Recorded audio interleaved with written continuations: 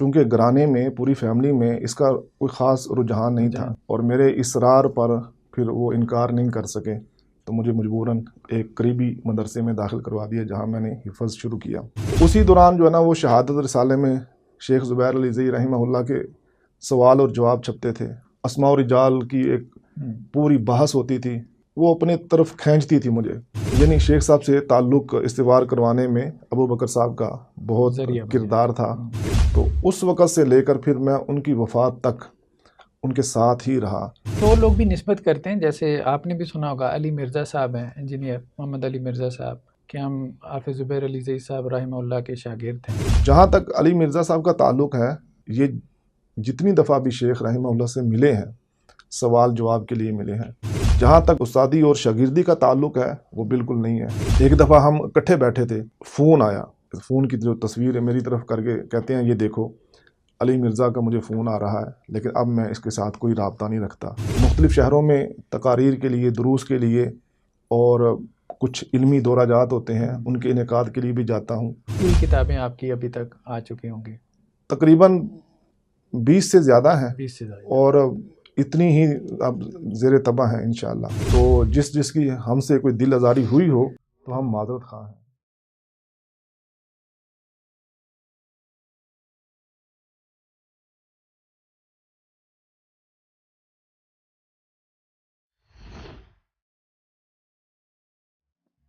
بسم اللہ الرحمن الرحیم۔ ناظرین السلام علیکم ورحمۃ اللہ وبرکاتہ۔ بیٹھک پروگرام میں ایک مرتبہ پھر آپ کے سامنے حاضر خدمت ہیں۔ آج ہمارے ساتھ جو مہمان موجود ہیں، شیخ حافظ محمد ندیم ظہیر صاحب حافظہ اللہ تعالی، ماہنامہ مجلہ اشاعت الحدیث کے مدیر ہیں، اسی طرح سے شعبہ تحقیق و تالیف یا تحقیق و تصنیف مکتبہ اسلامیہ کے بھی مدیر ہیں، اور ان کا اہم تعارف یہ ہے کہ شیخ زبیر علی زئی صاحب رحمہ اللہ کے شاگرد خاص ہیں۔ مطلب ان کا کوئی اور تعارف ہم نہ بھی کروائیں تو یہی ایک تعارف کافی تھا، لیکن بہرحال شیخ صاحب بہت شکریہ، اللہ تعالیٰ آپ کو جزائے خیر دے کہ آپ نے اپنے مصروف اوقات میں سے وقت نکالا۔ تو ہمارا یہ بیٹھک کا پروگرام اہل علم حضرات کے ساتھ، اور اسی طرح سے جو داعیان دین ہیں جو کوئی سوسائٹی میں کام کر رہے ہیں، کہ ان کے ساتھ کوئی نشست ہو جائے اور کچھ ہمیں معلوم ہو جائے، عام لوگوں کو معلوم ہو جائے کہ ان کا دین کی طرف آنا کیسے ہوا، روٹین لائف کیا ہے، مطالعہ کیسے کرتے ہیں۔ بہت سارے لوگوں کا سوال ہوتا ہے، یا بہت سارے لوگ اس طرح سے آئیڈیالائز کر رہے ہوتے ہیں کہ جی ہمیں بھی ایسا بننا ہے، تو وہ کیسے بن سکتے ہیں۔ تو اور ان کی جو دینی اور دعوتی خدمات ہیں ان کا ایک تعارف ہمارے سامنے آ جائے۔ تو سب سے پہلے تو آپ اپنا مطلب مختصر سا تعارف کروائیں، اور اپنا کوئی خاندانی بیک گراؤنڈ کہاں سے تعلق ہے، اور پھر اس میں اہم چیز یہ ہے کہ دین کی طرف کیسے آنا ہوا، مطلب پیچھے کیا گھرانہ دینی تھا۔ بعض اوقات تو یہ ہوتا ہے، بعض اوقات یہ ہوتا ہے کہ دینی گھرانہ نہیں ہوتا، کوئی سبب، کوئی واقعہ ایسا حادثہ ہو جاتا ہے جس کی وجہ سے آپ دین کی طرف آ جاتے ہیں۔ پھر یہ ہے کہ حافظ زبیر علی زئی صاحب کے ساتھ تعلق کیسے بنا، تو اس کے پیچھے جی۔ بسم اللہ الرحمن الرحیم۔ سب سے پہلے میں آپ سب احباب کا شکریہ ادا کرتا ہوں کہ آپ نے مجھے موقع دیا۔ جزاکم اللہ۔ میں ایک عام فیملی سے تعلق رکھتا ہوں، ہماری گجر فیملی ہے جی۔ اور دنیا دار فیملی تھی، دین کے ساتھ کوئی خاص لگاؤ نہیں تھا، لیکن میں بچپن ہی سے مسجد کے ساتھ جڑا ہوا تھا، اور اس وجہ سے جو بڑے بڑے علماء ہوتے ہیں ان کو سننے کا موقع ملتا رہتا تھا۔ تو آپ کا تعلق پیچھے کہاں سے، لاہور سے کہاں سے؟ میں بیسیکلی گجرانوالہ سے ہوں۔ گجرانوالہ سے۔ گجرانوالہ کا ایک گاؤں ہے جلال بلگن۔ اچھا۔ اور یہاں ایک دلچسپ بات یہ بھی بتا دوں کہ علماء دیوبند کے بڑے معروف عالم دین ہیں مولانا احمد علی لاہوری۔ ہاں ہاں ہاں۔ وہ ان کی جائے پیدائش بھی ہمارا گاؤں جلال بلگن ہی ہے۔ اچھا اچھا اچھا اچھا۔ تو اس گاؤں سے میرا تعلق ہے، وہیں میں پیدا ہوا، اور وہیں پر ابتدائی اسکول کی تعلیم حاصل کی۔ جب میں تقریباً 7ویں کلاس میں پہنچا تو مجھے بہت زیادہ شوق پیدا ہوا کہ میں قرآن مجید کو حفظ کروں اور پھر دین کی مزید جو تعلیم ہے وہ حاصل کروں۔ تو ہمارے چونکہ گھرانے میں پوری فیملی میں اس کا کوئی خاص رجحان نہیں تھا، تو میں نے اصرار کیا اور میرے اصرار پر پھر وہ انکار نہیں کر سکے، تو مجھے مجبوراً ایک قریبی مدرسے میں داخل کروا دیا جہاں میں نے حفظ شروع کیا۔ اور یہاں ایک اور بات بڑی اہم ہے کہ میں تقریباً 2 سال کا تھا تو میرے جو والد تھے وہ فوت ہو گئے تھے، اور میری ساری پرورش میری والدہ اور میرے بڑے بھائی، ان کا نام محمد رفیق ہے، انہوں نے کی ہے اور بڑی محنت کی ہے۔ یعنی مجھے آخر تک تعلیم مکمل ہونے تک انہوں نے کسی قسم کا احساس نہیں ہونے دیا کہ میں والد کی شفقت سے محروم ہوں۔ میں اولاد کی طرح پالا ہے، اولاد کی طرح پالا ہے۔ تو یہ نام میں نے اس لیے بھی لینا ضروری سمجھا ہے کہ اس اعتبار سے ان کا بھی شکریہ ادا ہو جائے کہ انہوں نے بڑی قربانیاں دی ہیں ہمارے لیے، اور میری والدہ بھی وفات پا چکی ہیں، اللہ ان کو بھی جنت میں جگہ دے۔ تو میں اپنے اصل سوال کی طرف آتا ہوں کہ علماء کو سننے کی وجہ سے بہت رغبت ہوئی کہ ہم بھی ان کی طرح بنیں، تو حفظ کیا، اور حفظ کے بعد عام طور پہ جو ہمارے ہاں سوسائٹی میں ہوتا ہے کہ دوبارہ اسکول میں پڑھیں آپ، تو میں اسکول میں پڑھنے جا ہی رہا تھا کہ مجھے پھر ایک عالم مل گئے۔ انہوں نے کہا کہ آپ نے اتنا وقت لگایا ہے، حفظ کیا ہے، اور اگر آپ نے اب مدرسے میں نہیں پڑھا تو یہ آپ یوں سمجھے کہ اپنے آپ کو ضائع کر لیں گے۔ بہرحال یہ بات مجھے پسند آئی، میں مدرسے میں داخل ہو گیا، اور ویسے بھی میں مدرسے میں اس لیے بھی جانا چاہتا تھا کہ مجھے بڑی محبت تھی علامہ احسان الہی ظہیر رحمہ اللہ سے، اور میں ان کی طرح ایک عالم بننا چاہتا تھا، خطیب بننا چاہتا تھا۔ تو آج جو میرے نام کے ساتھ یہ ظہیر لگا ہوا ہے، یہ بھی اسی مناسبت سے ہے کہ مجھے ان سے بڑی محبت تھی، عقیدت تھی۔ تو میں مدرسے میں گیا اللہ کی توفیق سے۔ ہمارا جو فیملی بیک گراؤنڈ ہے اس میں کوئی ایسا نہیں ہے، دینی نہیں تھا، یعنی علماء نہیں تھے اس حد تک کہ بس نماز پڑھ لی، اور عقیدہ توحید اللہ کے فضل سے موجود تھا۔ مطلب اہل حدیث فیملی سے تھے ہم، لیکن دینی نہیں تھا۔ اور جب میں نے مدرسے کی تعلیم مکمل کی تو مدرسے کی تعلیم کے دوران ہی ایک رسالہ اس وقت شائع ہوتا تھا، مجلہ ماہانہ، اس کا نام تھا شہادت، اسلام آباد سے۔ تو آپ کی مدرسے کی تعلیم کوئی کتنی عمر تھی آپ کی جب آپ نے مکمل کر لی تھی، یا کس سن میں تقریباً؟ کوئی 2000 میں میں جامعہ سے مکمل فارغ ہو گیا تھا، یعنی جو بخاری تھی وہ پڑھ لی تھی ہم نے۔ مطلب ابھی آپ کو 20 سال ہو گئے؟ 20 سال تقریباً، استاذی کے 20 سال ہو گئے۔ ہاں جی ہاں جی۔ تو اسی دوران جو ہے نا وہ شہادت رسالے میں شیخ زبیر علی زئی رحمہ اللہ کے سوال اور جواب چھپتے تھے، فتاویٰ۔ تو ان کے فتاویٰ میں یہ بہت عام چیز ہوتی تھی، یہ حدیث صحیح ہے، یہ ضعیف ہے، اور پھر اسماء و رجال کی ایک پوری بحث ہوتی تھی، وہ اپنے طرف کھینچتی تھی مجھے۔ اور اسی دوران میں نے ایک جگہ پہ نماز پڑھانا شروع کی اور عصر کے بعد درس دیتا تھا۔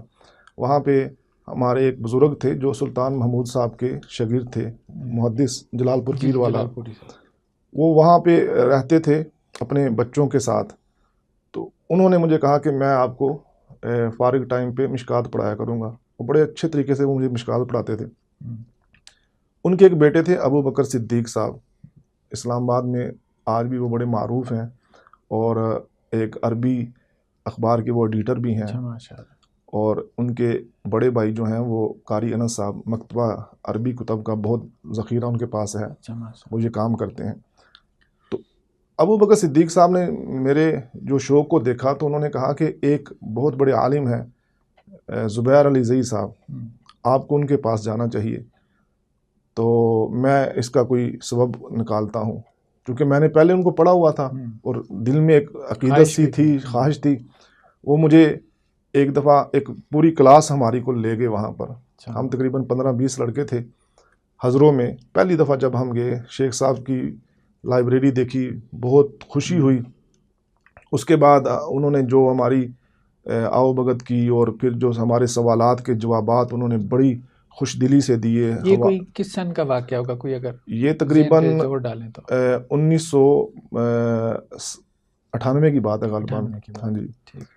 تو اس وقت میں نے دل میں یہ عزم کر لیا کہ اگر جب میں جامعہ سے فارغ ہوں گا تو ان سے میں ضرور استفادہ کروں گا. تو یہ میرا یعنی شیخ صاحب سے تعلق استوار کروانے میں ابو بکر صاحب کا بہت ذریعہ بن کردار تھا کہ وہ وہاں مجھے لے کر گئے, ہماری پوری کلاس کو لے کر گئے. تو میں نے اسی وقت یہ سوچ لیا تھا. اس کے بعد میں وقتاً فوقتاً جاتا تھا, لیکن شیخ رحمہ اللہ کہتے تھے کہ میرے پاس ادھر رہائش کا بندوبست نہیں ہے اور ابھی باقاعدہ مدرسہ بھی نہیں ہے.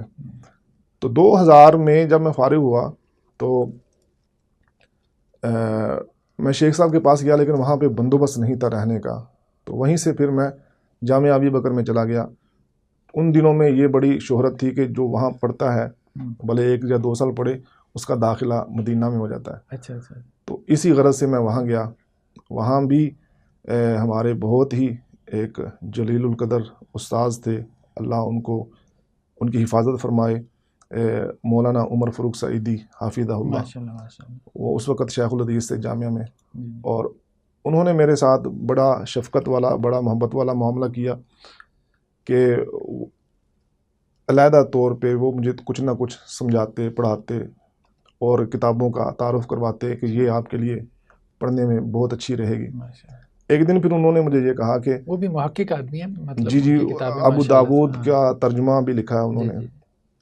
انہوں نے مجھے یہ مشورہ دیا کہ آپ جہاں سے آئے ہیں وہاں چلے جائیں تو یہ آپ کے لیے کراچی کی نسبت زیادہ بہتر ہوگا, کہ کراچی ایک شور والا علاقہ ہے, ادھر علم وہ اس قدر نہیں ہے جس طرح پنجاب میں لوگوں کا شوق اور ذوق ہے. تو پھر میں وہاں سے واپس آ گیا. حضروں شیخ صاحب نے اس وقت تک کافی اپنا معاملات درست کر لیے تھے, رہائش کا, کھانے پینے کا سیٹ اپ بنا لیا تھا. تو اس وقت سے لے کر پھر میں ان کی وفات تک ان کے ساتھ ہی رہا. دوران میں صرف 2004 میں میرا ایڈمیشن ہو گیا تھا اسلامی یونیورسٹی میں. تو اس دوران جتنا میں پڑھتا رہا, ہماری چھٹی ہوتی تھی جمعے کو, آدھی چھٹی ہوتی, ہفتہ اتوار چھٹی, تو میں وہ دن حضروں میں گزارتا تھا, باقی پھر یونیورسٹی میں آ جاتا تھا. وہ تھوڑا سا عرصہ جو ہے یہ تھوڑا یعنی دوری والا عرصہ رہا ہے, لیکن اس میں بھی ہر ہفتے 2-3 دن یا جو بھی چھٹی کا دن ہوتا تھا میرا حضروں میں تو گزرتا کتنی تھا. عرصہ آپ کی صحبت رہی؟ تقریباً 15 سال بن جاتے ہیں. 15 سال بعد. ہاں جی. اور آپ کی وفات تک آپ کے رسالے کے ساتھ اور آپ کی جتنی بھی کتب چھپی ہیں ان سب کتب پر بنیادی طور پہ اللہ کے فضل سے میں نے بہت کام کیا ہے. تو یہ بتائیے گا ہمیں, حافظ زبیر علی صاحب ماشاءاللہ سے بڑی خدمات ہیں ان کی, تحقیق حدیث میں ایک نام ہے ان کا, اللہ نے بڑا ان سے کام لیا. تو ہم دیکھتے ہیں کہ جو انہوں نے کافی لوگ پیدا کیے شاگرد جو اپنی نسبت ان کی طرف کرتے ہیں. کتنے لوگ ہیں جو اس وقت کام کر رہے ہیں, مطلب آپ کے خیال میں جن کو انہوں نے تیار کیا ہے, وہ کون کون ہیں؟ جس دوران ہم وہاں تھے اس وقت شیخ صاحب سے بہت سے ایسے لوگ بھی پڑھنے آتے تھے جو برطانیہ میں رہتے تھے یا جو روس کی آزاد ریاستیں تھیں. اچھا. وہاں سے بھی کئی طالب علم آتے تھے, اور وہ 1 سال 6 ماہ 4 ماہ جتنا کسی کے پاس ویزا ہوتا یا وقت ہوتا وہ پڑھ کے چلے جاتے تھے. ان میں سے ایک ہمارے بھائی ہیں برمنگم میں رہتے ہیں, عبد الرحمن. اچھا. وہ اس دوران میں ادھر ہی تھا, وہ بھی تقریباً 6 ماہ پڑھنے کے لیے آئے تھے اور پھر پڑھ کر چلے گئے. اسی طرح ایک ڈربی میں ہوتے ہیں نوید شوکت صاحب. اچھا. وہ بھی شیخ صاحب سے پڑھتے رہے. اور عبد الرحمن ہی نام تھا جو اس ریاست سے آئے تھے جو روس سے آزاد ہوئی. جی جی. اور پاکستان کے تو بہت سے ایسے عالم ہیں جنہوں نے باقاعدہ شیخ صاحب سے استفادہ کیا. ان میں ایک معروف نام تو مولانا غلام مصطفیٰ ظہیر حافظہ اللہ کا ہے, اور اس کے علاوہ ایک بڑے محقق ہیں ماشاءاللہ, اور انہوں نے کئی کتابوں پر کام کیا ہے, مولانا تنویر حسین ہزاروی. آج بھی وہ لاہور ہی میں ایک عظیم ادارے کے ساتھ منسلک ہیں اور کام کر رہے ہیں. اور حافظ شیر محمد یہ شیخ صاحب کے بڑے قریبی شاگرد ہیں, اس اعتبار سے کہ آپ کی زندگی ہی میں جو جامعات کے انتظامات تھے, لائبریری کے انتظامات تھے, وہ حافظ شیر محمد حافظہ اللہ ہی کرتے تھے. انہوں نے بھی بہت زیادہ استفادہ کیا شیخ صاحب سے. اور ابو محمد نصیر احمد کاشف یہ شیخ رحمہ اللہ کے پاس تقریباً باقاعدہ 2 سال رہے اور بہت زیادہ معاونت کی شیخ رحمہ اللہ کے ساتھ. تو یہ بھی ابھی تحقیق کے میدان ابھی میں تحقیق کے میدان ہی میں ہے، اور ان کی تخریج سے بڑی کتب شائع ہو چکی ہیں. اچھا. مکتبہ قدوسیہ نے جو سب سے پہلے تفسیر ابن کثیر شائع کی تھی تخریج کے ساتھ، وہ انہوں نے کی تھی. اور ابھی بھی انصار السنہ جو ہے اکیڈمی، وہ جتنی کتب شائع کرتے ہیں ان میں اکثر یہی کام کر رہے ہیں. تو اس طرح کافی نام ہے. اور شیخ صاحب نے جو دورہ جات کروائے سندھ کے اندر، اس میں بڑے مدرس علماء موجود ہیں، جن میں ابو صفی عبد الرحمن العصری ہیں، اسی طرح حافظ شبیر احمد جمالی ہیں، وہ سندھ کے بہت بڑے خطیب بھی ہیں سندھی زبان میں. اور بھی ایسے کئی علماء ہیں جو ابھی استحضار نہیں ہیں، لیکن ماشاءاللہ پاکستان میں کافی کام کر رہے ہیں. اچھا، کچھ اور لوگ بھی نسبت کرتے ہیں، جیسے آپ نے بھی سنا ہوگا علی مرزا صاحب ہیں، انجینئر محمد علی مرزا صاحب، کہ ہم حافظ زبیر علی زئی صاحب رحمہ اللہ کے شاگرد ہیں. تو اس کے بارے میں کچھ کہیں. آپ کی تو اتنی لمبی ان کے ساتھ صحبت رہی ہے، تو آپ کے ہوتے ہوئے یہ کیا وہاں جاتے رہے، کو پڑھتے رہے، کیا مسئلہ ہے؟ جی بالکل، بہت سے لوگ ایسے بھی ہیں جو شیخ رحمہ اللہ کے ساتھ اپنی نسبت جوڑتے ہیں. اور آپ کو یہ بات معلوم ہے کہ بہت سے لوگ اپنے مفادات کے لیے بھی نسبت جوڑتے ہیں کہ اس حلقہ احباب کے لوگوں میں اپنا اثر و رسوخ پیدا کیا جا سکے. جہاں تک علی مرزا صاحب کا تعلق ہے، یہ جتنی دفعہ بھی شیخ رحمہ اللہ سے ملے ہیں سوال جواب کے لیے ملے ہیں، اور انہوں نے بعض سوال جو تھے وہ ریکارڈ بھی کروائے تھے، خود ریکارڈ کیے تھے لیپ ٹاپ کے ذریعے سے، اور پھر ان کو بعد میں سوشل میڈیا پر عام بھی کیا. جہاں تک استادی اور شاگردی کا تعلق ہے، وہ بالکل نہیں ہے. انہوں نے کوئی کتاب شیخ رحمہ اللہ سے نہیں پڑھی، بلکہ شیخ رحمہ اللہ کے پاس جب پہلی دفعہ آئے تو کہتے تھے کہ میں بریلوی مکتبہ فکر سے تعلق رکھتا ہوں اور تحقیق کی غرض سے آیا ہوں. اور پھر جب شیخ رحمہ اللہ نے بہت زیادہ ان کو دلائل دکھائے رفع الجین سے متعلق دیگر، تو انہوں نے کہا جی میں اہل حدیث ہوتا ہوں، اور بڑے دعوے سے اقرار کیا کہ میں اہل حدیث ہو گیا. اور شیخ رحمہ اللہ کی ابتدا میں باقاعدہ نماز پڑھی. تھوڑا تھوڑا تعلق رہتا رہا سوال کے اعتبار سے، اور فون پہ جیسے فون پر بالکل. اور کبھی جمعہ پڑھانے کے لیے شیخ صاحب اسلام آباد میں آ گئے تو وہاں ملاقات ہو گئی، اور 2 دفعہ تقریباً یہ حضروں بھی گئے ہیں. لیکن جب شیخ رحمہ اللہ کو معلوم ہوا کہ یہ بندہ اپنے آپ کو اہل حدیث کہلوانا پسند نہیں کرتا، شیخ رحمہ اللہ کو لفظ اہل حدیث سے بڑی عقیدت تھی، بڑی محبت تھی، اور اس کو کہلوانا سعادت سمجھتے تھے. تو انہوں نے کہا کہ ضرور اس دال میں کچھ کالا ہے، کیونکہ اس وقت اتنا زیادہ اوپن نہیں ہوا تھا صحابہ کے بارے میں جو اس کے نظریات تھے شیخ صاحب کی زندگی میں اس قدر عام نہیں ہوئے تھے، بلکہ اگر کسی کو پتہ بھی ہوگا تو وہ خال خال کسی بندے کو معلوم ہوگا، اور شیخ صاحب کو نہیں پتہ تھا.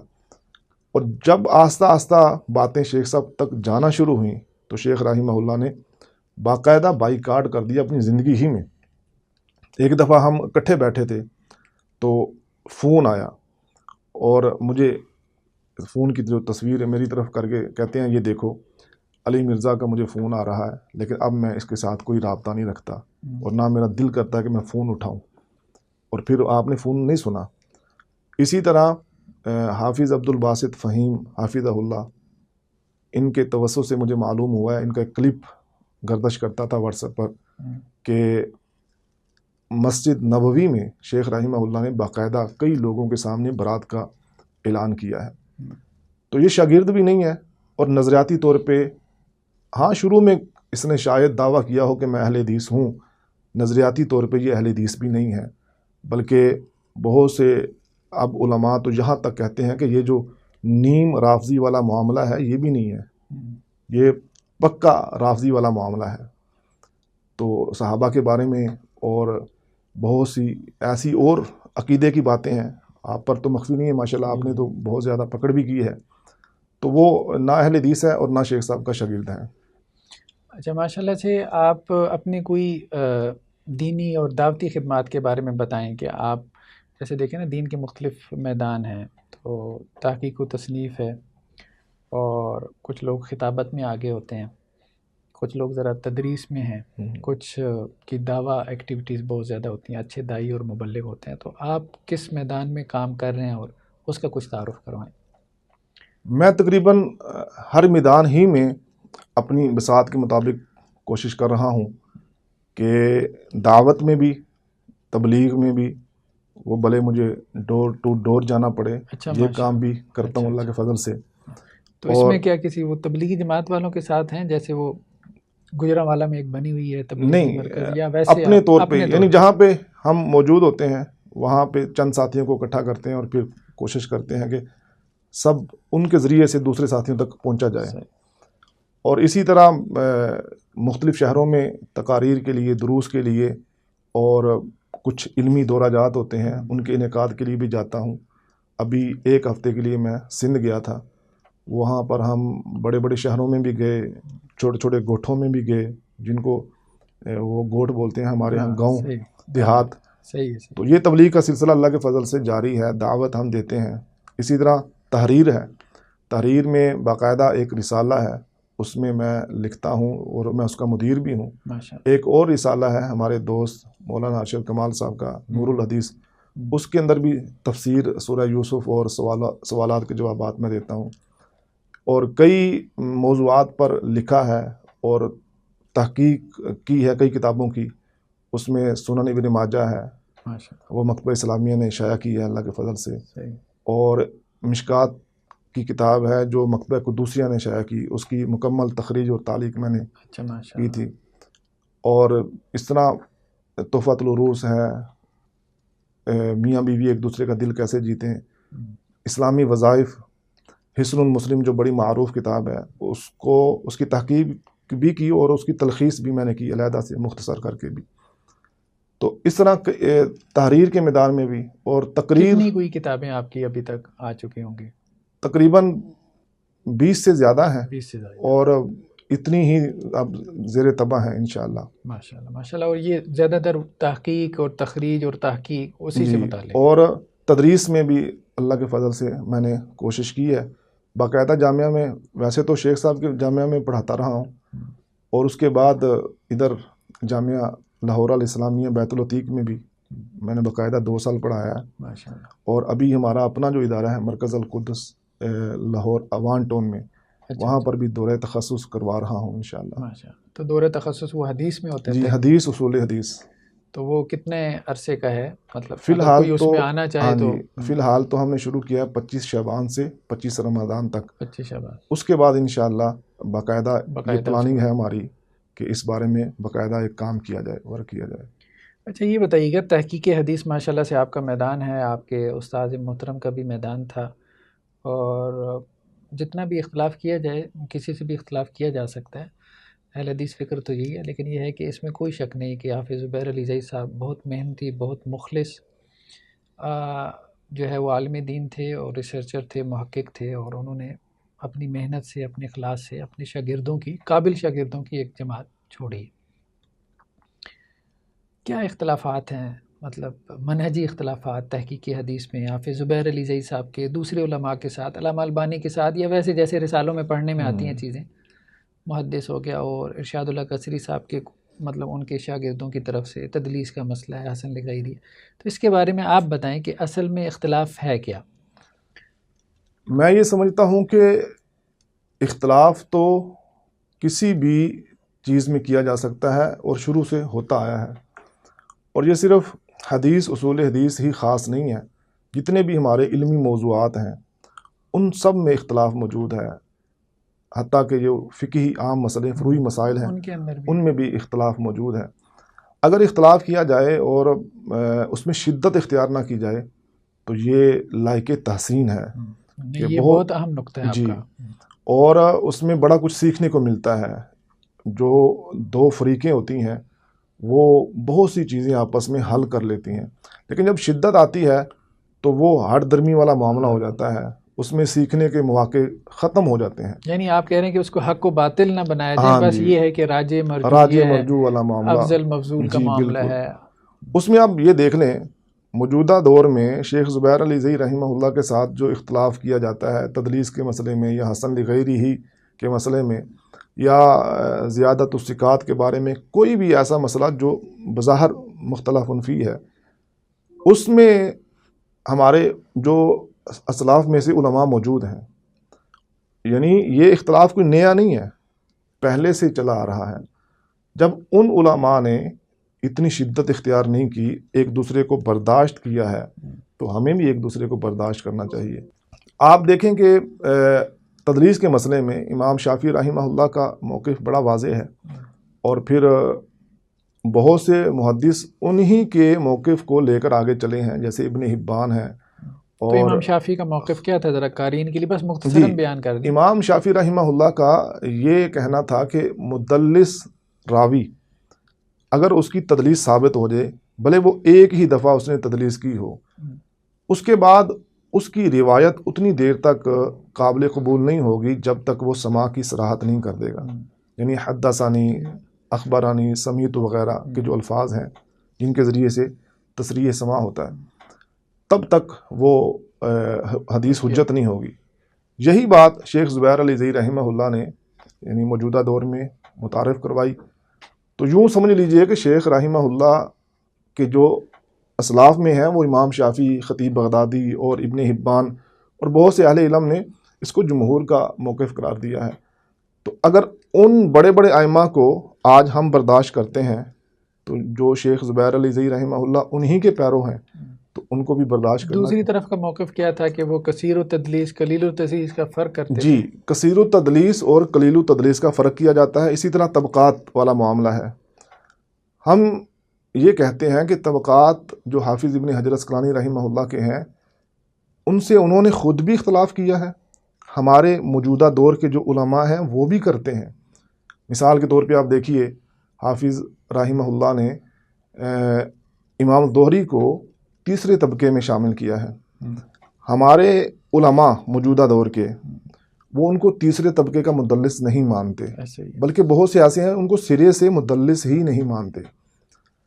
اب جب ہمارے وہ علماء امام ابن حجر عسقلانی رحمہ اللہ کے ساتھ اختلاف کرتے ہیں اور اس کو قبول کیا جاتا ہے، اگر وہی اختلاف شیخ زبیر علی زئی رحمہ اللہ حافظ صاحب سے کریں تو اس کو بھی قبول کر لینا چاہیے، ہمارا تو اتنا کہنا ہے۔ اچھا، یہ ایک بات مجھے بتائیے گا کہ کہیں آپ لوگوں کی طرف سے تو اتنی سختی نہیں ہوتی ان کے ساتھ کہ جی آپ یہ کہتے ہو کہ جی وہ بالکل غلط ہیں اور ہم ٹھیک ہیں، یا آپ کی طرف سے اکاموڈیٹنگ معاملہ ہوتا ہے کہ جی نہیں ٹھیک ہے، ہماری یہ رائے ہے، ہمارے نزدیک یہ ٹھیک ہے، لیکن ہم یہ نہیں کہہ رہے کہ وہ کوئی باطل ہے؟ جی ممکن ہے ہماری طرف سے بھی ہوئی ہو، ہم یہ نہیں کہتے، کیونکہ جب رد عمل ہوتا ہے تو کچھ نہ کچھ ایسا ہو جاتا ہے۔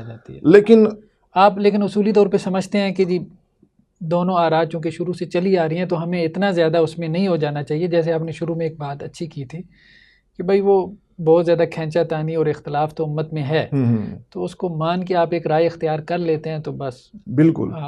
ہم اب بلکہ میں نے کئی دروس میں اور کئی سوالوں کے جواب میں یہ بات میں نے باقاعدہ کہی ہے کہ یہ ہماری ایک رائے ہے، ہم نہ تو کبھی اپنی رائے کو حتمی کہتے ہیں اور نہ کبھی کسی دوسرے پر مسلط کرنے کی کوشش کرتے ہیں، اپنا ایک موقف بیان کرتے ہیں، اپنی ایک رائے پیش کرتے ہیں جس کو ہم بہتر سمجھتے ہیں، اور یہ ہر بندے کا حق ہے کہ جو وہ پڑھے، جو وہ سمجھے، جو اس کو زیادہ بہتر محسوس ہو وہ آگے بیان کر دے، اور ہمیشہ سے ایسے ہی ہوتا آیا ہے۔ لیکن وہاں پہ مسئلہ بنتا ہے جہاں پہ شدت آتی ہے، تو شدت اللہ کے فضل سے میں نے تو بہت حد تک اپنے آپ کو کنٹرول کیا ہے اور مزید کرنے کی کوشش کر رہا ہوں۔ اگر اس سے پہلے کبھی ہوئی ہے تو جس کی ہم سے کوئی دل آزاری ہوئی ہو تو ہم معذرت خواہ ہیں۔ جزاکم اللہ، بہت اچھی بات ہے ماشاءاللہ سے۔ اچھا، دوسرا یہ بتائیے گا، یہ جو ایک حسن لغیری کا ایک اختلاف کا مسئلہ ہے، یہ کیا ہے؟ کہ یہ بھی مسئلہ جو شیخ رحمہ اللہ کی طرف بھرپور طریقے سے منسوب کیا جاتا ہے وہ یہ کہ وہ کہتے ہیں کہ حسن لغیری ہی کا سرے سے انکار کرتے ہیں، اور جب کبھی ایسی بات کہی جاتی ہے تو عام بندہ جس نے یہ اصطلاحات کی کتب پڑھی ہوتی ہیں وہ کہتا ہے کہ ایک باقاعدہ جو اصطلاح موجود ہے کتب میں اس کا انکار کر دیا۔ حالانکہ ایک آپ یوں کہہ لیں کہ جو قسم بنتی ہے ہمارے ہاں، شیخ رحمہ اللہ یہ کہا کرتے تھے کہ جو ترک ضعیف ضعیف ضعیف اور پھر بندہ کہتا ہے کہ یہ حسن لغیری ہی بنتی ہے، تو یہ میرے نزدیک کہتے ہیں کہ ایسے حدیث حسن لغیری ہی نہیں بنتی۔ اگر ایک روایت ضعیف ہے، اس کا کوئی حسن لذات ہی یا صحیح لذات ہی شاہد موجود ہے یا کوئی کسی قسم کی مطابت موجود ہے، تو ہم اس کو حسن لغیری ہی بنا دیتے ہیں، اور ایسے کئی مثالیں موجود بھی ہیں شیخ رحمہ اللہ کی طرف سے۔ لیکن وہ یہ کہتے ہیں کہ جی کثرت طرق سے کوئی ضعیف روایت چاہے ذوف کم بھی ہو، جیسے وہ کہتے ہیں جی مجہول الحال راوی ہو، یہ ذوف کم ہے یا کوئی اور انہوں نے جو اور اس میں بھی آپ دیکھیں گے یعنی یہ تقریباً ہر عالم کے ساتھ یہ معاملہ موجود ہے، لیکن شیخ رحمہ اللہ کو وہ نشانے پر لایا گیا ہے اور بڑا اوپن کر دیا گیا ہے۔ مثال کے طور پہ میں عام طور پہ یہ بات مثال کے طور پہ بتاتا ہوں۔ آپ دیکھیں علامہ البانی رحمہ اللہ نے اپنے صحیحہ وغیرہ میں تقریباً 200 روایات جن کو حسن لغیری ہی قرار دیا تھا، ان کے شاگرد محدث ابو اسحاق الحوینی حافظہ اللہ نے سب کو ضعیف قرار دے دیا۔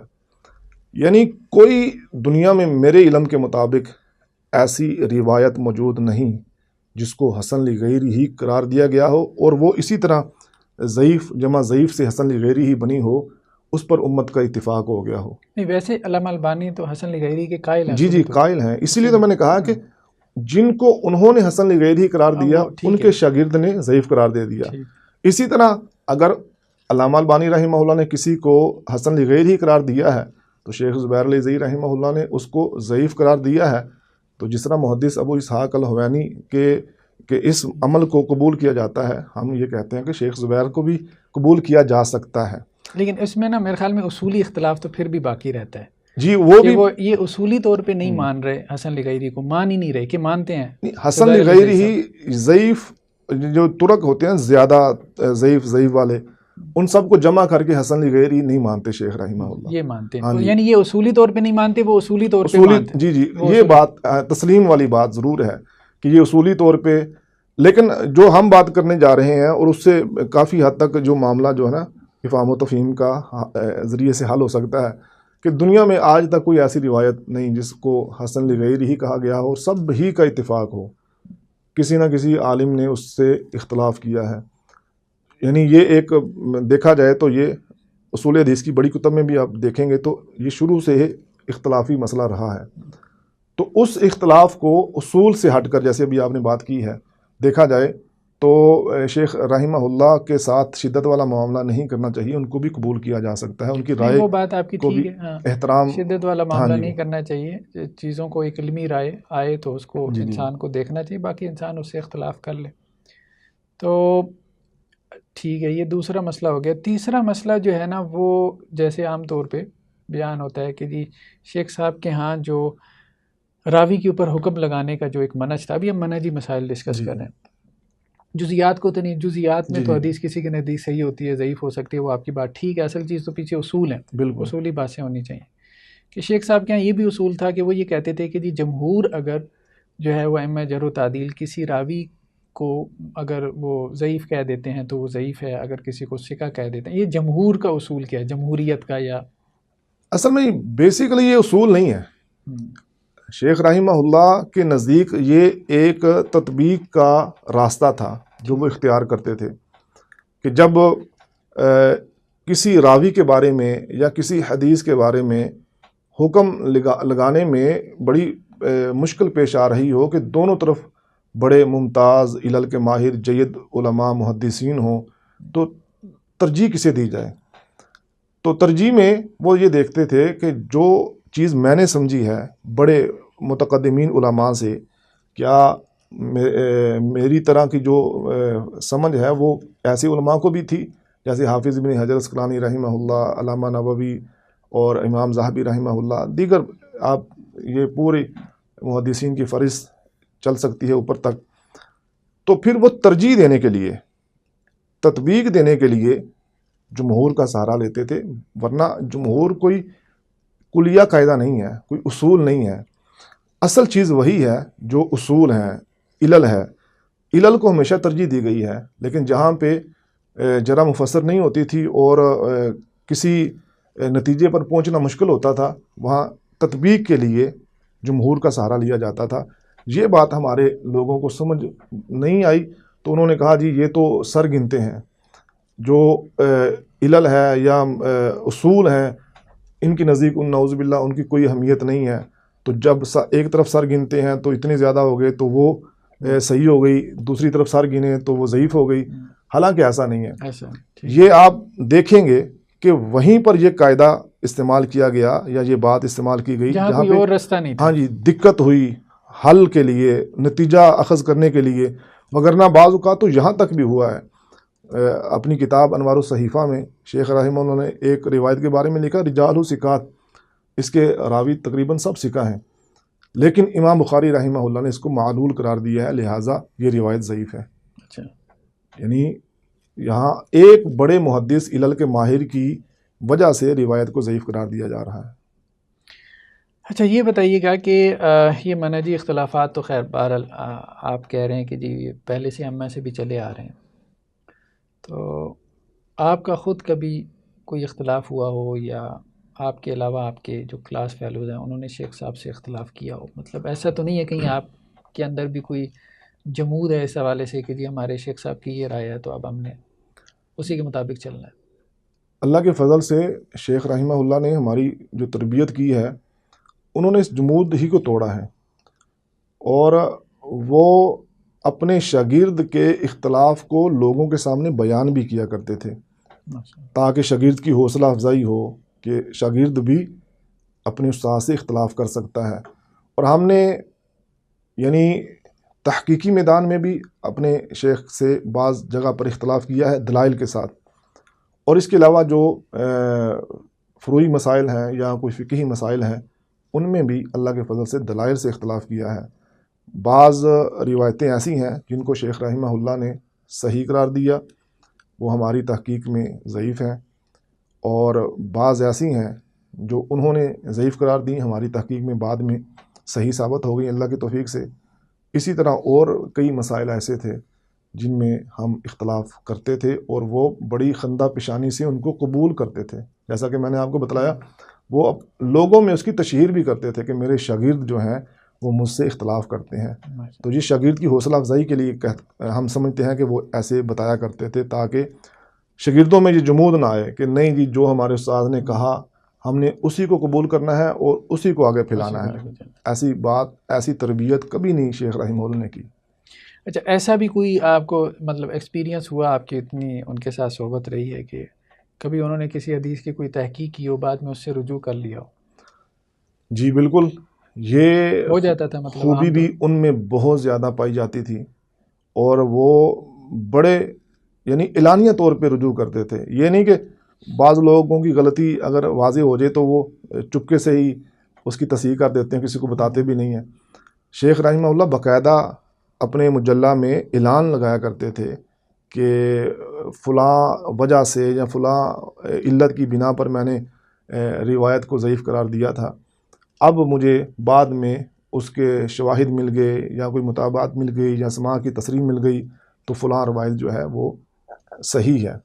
بعض لوگ اس وقت بھی اور بعد میں بھی اس چیز کا مذاق اڑاتے تھے کہ شیخ رحمہ اللہ پہلے جلد بازی کرتے ہیں اور پھر جو ہے وہ رجوع کرتے رہتے ہیں، حالانکہ رجوع میں یہ سمجھتا ہوں اہل ایمان کا خاصہ ہے۔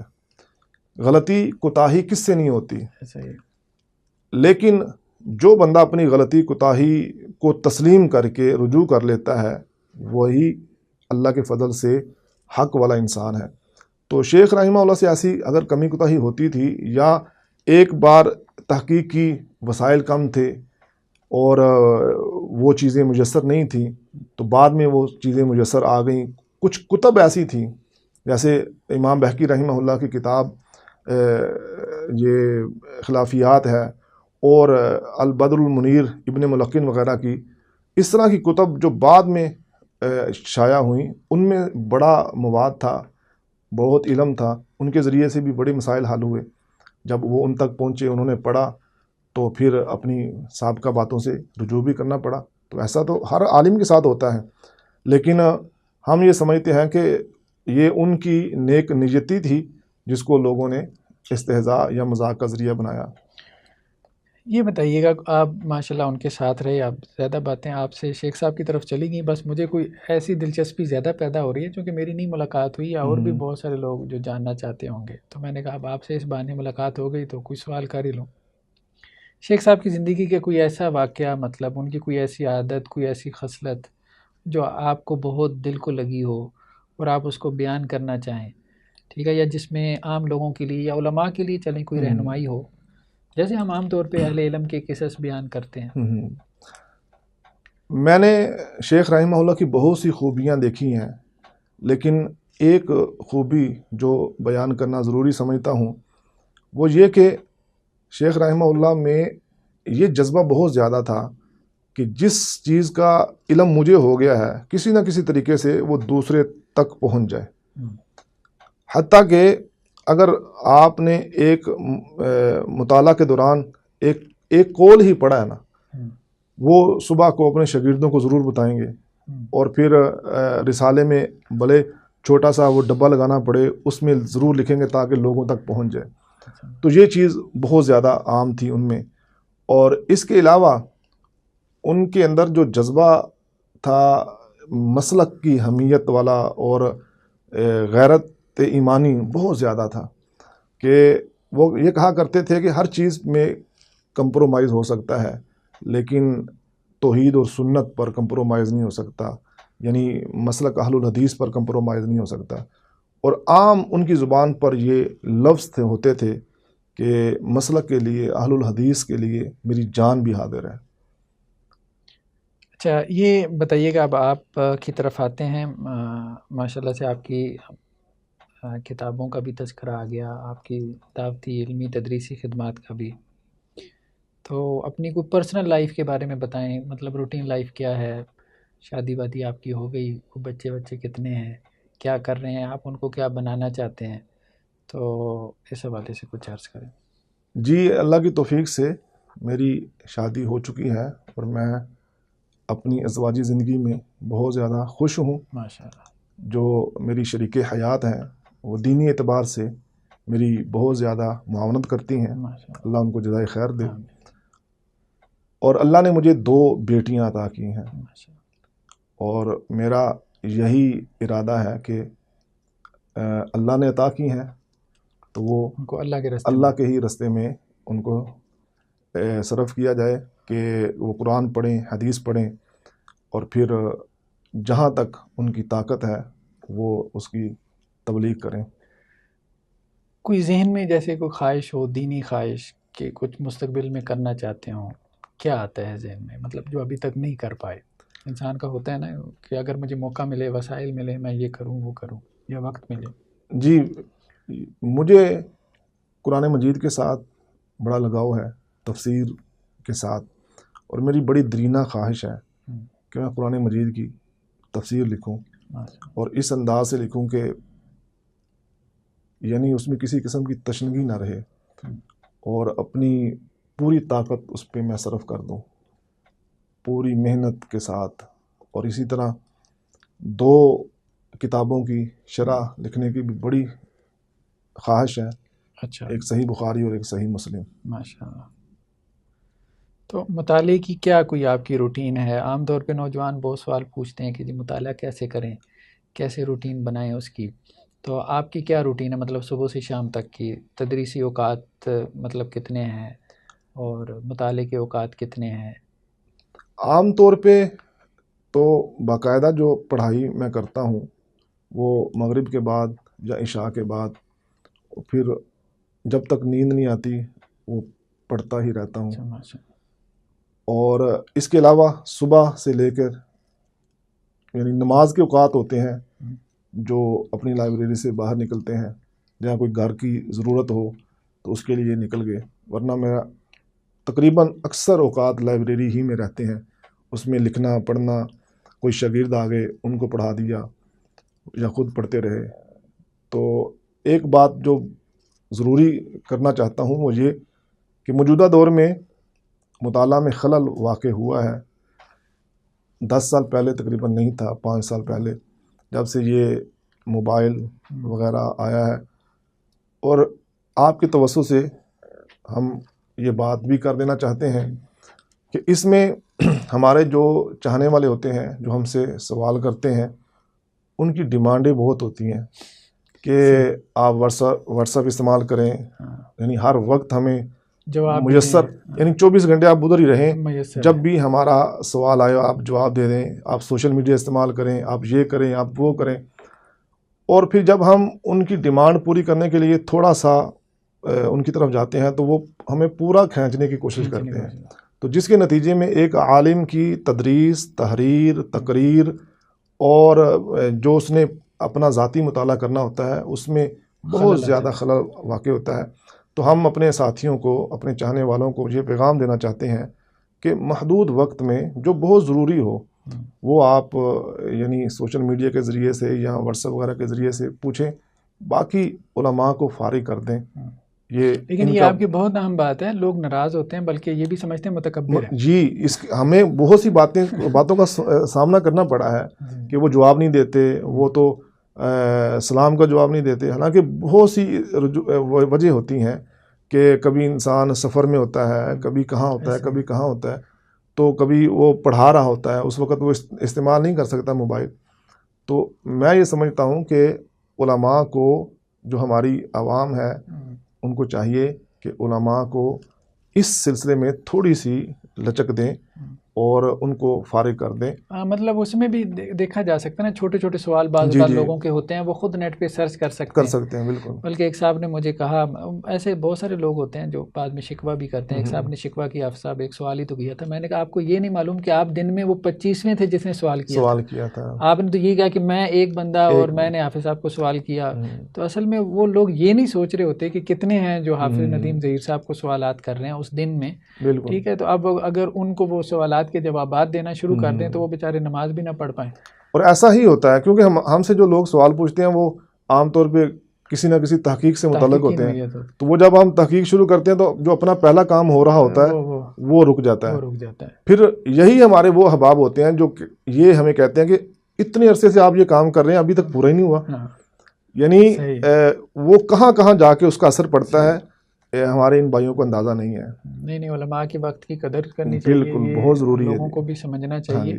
تو ویسے میں نے اب ایک کام کیا ہوا ہے کہ عموماً جو ہے نا نمبر سیو نہ ہو تو اٹینڈ نہیں کرتا، لوگ واٹس ایپ پہ میسج کرتے ہیں تو میں میسج دیکھ لیتا ہوں، پھر اس میں یہ ہوتا ہے کہ جس کا کوئی ضروری ہونا تو اس کو جواب دے دیتا ہوں، ورنہ یہی کر سکتا ہے کسی کا کوئی زندگی موت کا مسئلہ ہے، جیسے نکاح طلاق کے مسائل ہوتے ہیں، چلیں گھر میں کوئی جھگڑا پیدا ہوا ہے، ان کی معاشرتی زندگی ہے یا کسی کا کوئی سائیکولوجیکل ایشو ہے تو وہ بندہ اس میں رپلائی کر دے۔ باقی یہ چھوٹے چھوٹے مسائل تو لوگ کہیں سے بھی پوچھ سکتے ہیں، اور بعض اوقات تو لوگ ایک فہرست بنا کے بھیج دیتے ہیں نا 10 سوالات، وہ ایسے لگتا ہے جیسے اگلا بندہ جو ہے وہ اسی کام ایسا ہی ہے، کوئی شک نہیں، فارغ بیٹھا ہوا ہے۔ اور دوسروں کی تحریر آپ کو بھیج دیں گے کہ اس کا جواب دیں، وہ تحریر 10 صفحوں کے برابر بن جاتی ہے، واٹس ایپ پہ چھوٹی لگتی ہے لیکن اگر آپ اس کو نکالیں باہر تو 10 کے برابر۔ ویڈیوز بھیج دیں گے، پہلے آپ اس کو سنیں اور پھر وہ 15-15 20-20 منٹ کے کلپ ہوتے ہیں کہ آپ سن کے جواب دے دیں۔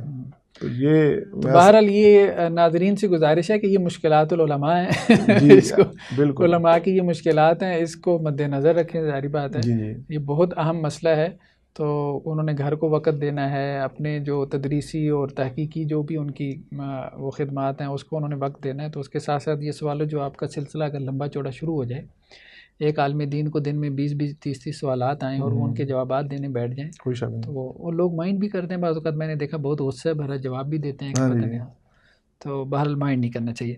چلیں جی، بہت شکریہ، اللہ تعالیٰ آپ کو خوش رکھے۔ اور ناظرین، یہ تھے ہمارے ساتھ حافظ محمد ندیم ظہیر صاحب حافظہ اللہ تعالی۔ تو انشاءاللہ نیکسٹ ایپیسوڈ میں ہم ملتے ہیں، بیٹھک کے نیکسٹ ایپیسوڈ میں ایک نئے مہمان کے ساتھ اور ان کی جو تحقیقات ہیں اور ان کی جو دینی خدمات ہیں اس کے ساتھ۔ اس وقت تک کے لیے اللہ حافظ، السلام علیکم ورحمۃ اللہ وبرکاتہ۔